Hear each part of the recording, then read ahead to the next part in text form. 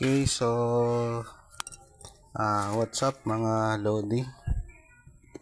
So nagkaroon ng problema ang ating NMAX ngayon.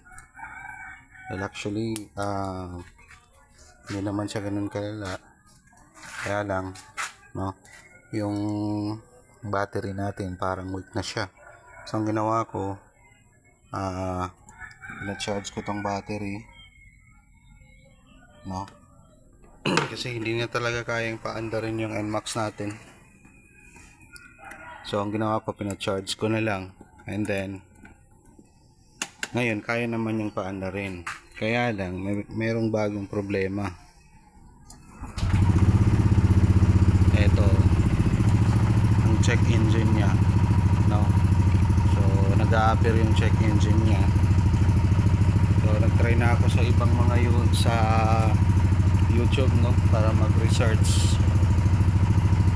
kung paano alisin ito, pero hanggang ngayon hindi ko pa rin magawa. So ano kaya yung maaaring reason nito, sanhin nito, at saka paano ba ito maalis? So pa-comment na lang mga Lodi sa comment section, and kung wala talaga, dadalhin na lang din natin ito sa pinakamalapit na sa mga expert regarding sa error or mga problema sa NMAX. Okay, so salamat mga Lodi. So pa-comment na lang kung meron kayong suggestion or instruction kung paano maalis ito para hindi na tayo maggastusan.